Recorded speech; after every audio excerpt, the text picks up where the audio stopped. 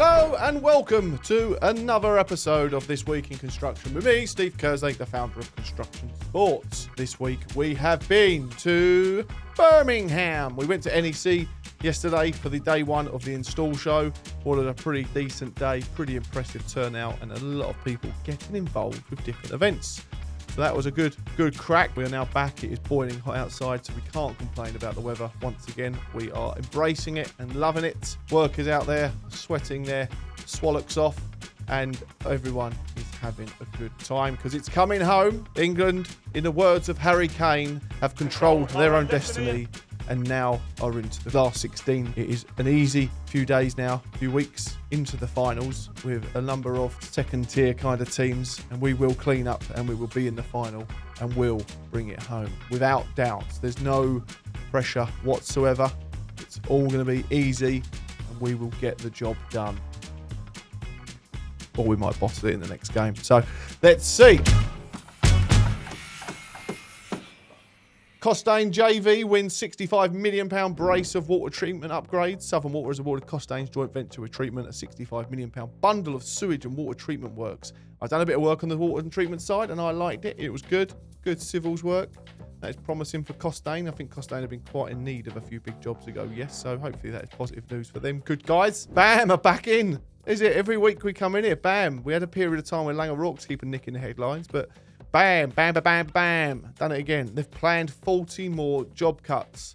BAM is consulting on cutting 40 roles within its UK and Ireland construction division. The fresh round of proposed redundancies follows a similar consultation for job cuts across London and Western offices. A spokesperson for BAM spoke to Construction Wave and said, like all businesses, we need to be flexible and adapt to the current market conditions. Within the sector, the market has been particularly challenging. A result of what we have started, blah, blah, blah, blah, blah, blah. As a result of this, we have started a consultation process about reducing staff numbers within the construction segment of BAM UK and Ireland division. Could this link back to the infamous National Hospital in Dublin? What we have seen from the huge reaction we've had, that is getting a little bit messy. It's not a decision they've taken lightly, but proposed changes will support us in further embedding regional divisional structures which have been implemented over recent years. There we go. Reducing the number of regions is occupied. In April this year, businesses reported an increase in turnover but a slip in profits. There we go. It's not all about the turnover. Red Construction have hit their headlines. Go on, the Red Construction. We like these guys. We like the jobs. We've been on a few. They've supported us. And we are very much going to give them a bit of credit because they have been appointed to replace the fouled Henry Construction on a Westminster office scheme. The Bedford registered company has taken over the Telon capital to deliver the 40 Broadway scheme under a £50 million Henry Construction X project. There you go, Henry Construction. That's one popped up. I don't know much about Henry, but I know of them and from what you hear through the grapevine. But they obviously went under a few months ago, and it sounded all a bit messy. And now Red Construction are picking up the pieces. Hats off to them. Army Sport. They actually Army Sport had released their impact report, what was very, very interesting. From us at Construction Sport, is a really good eye-opener to how we at Construction can work and do what we need to do in terms of getting a construction-based sporting culture set up and get multiple teams, because in a few weeks' time, Construction Sport is taking on Vinci's facilities on the 11th of July at Billericay Town Football Club. We've got 20 footballers representing our team, so hopefully we don't have to do 90 minutes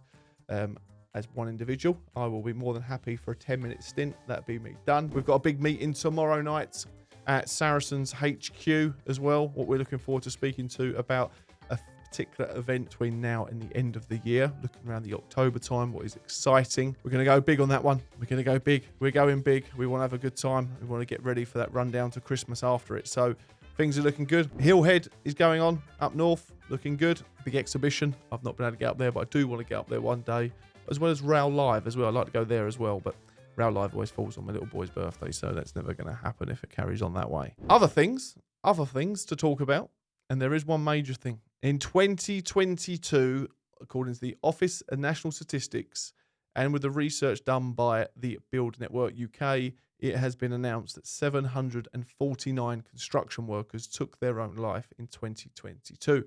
That figure had not been put out yet, had not been spoken about publicly. That figure is based on suicides within the construction sector, all levels of construction, from groundwork staff to, or people on the ground up to the senior people in boardrooms. But that figure is representative of England and Wales. It is not Northern Ireland, Scotland or Ireland. We are intrigued and want to know more from those countries and how we can obtain that data to help us know what we're working with. But in 2021, the number that we did hear before of 507, from what we have been told and been made aware, that number, according to the Office of National Statistics, was incorrect and shouldn't have been put out. That number actually was 668. So, yeah, don't believe everything you see in the papers by the sounds of it, because not the Office of National Statistics. I think, from what we know and what I understand, is they're the ones who control it all, really, and have the real solid data, what hasn't been tampered with. So, yeah, it's a scary world. Construction world is getting worse for suicides year on year. It's been noted. And going forward, we need to make something change. So can the construction industry make it change? Well, they need to start listening. We've got a few calls coming up. We've got a few meetings coming up in person and online with certain leaders of the construction industry, what is very interesting, and we are very appreciative of their time.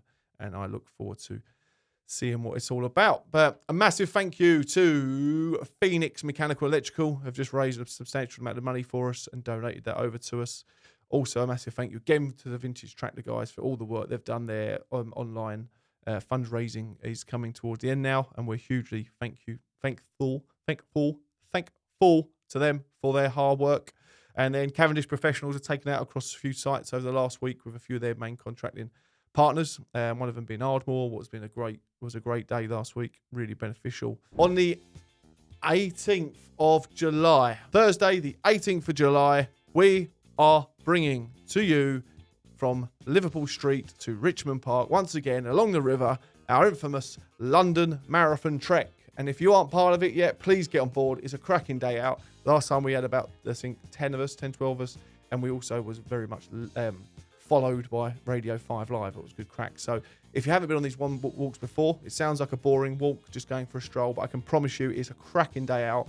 And when you'll be coming back along the river in this weather, it's probably going to be one of the best ones we've done yet, I reckon. I'm very optimistic about this. Oh, is that the word? I'm very positively, I feel very positive about this next one. Please do come along. Get in touch with us on our website. We've got a few details on there for our social media.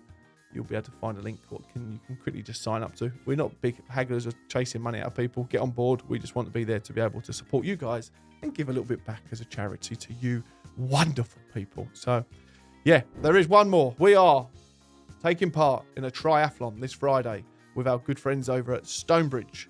Stonebridge are entering a number of teams into a triathlon over at Eton College, somewhere I frequented during my education. We will be taking part in their triathlon.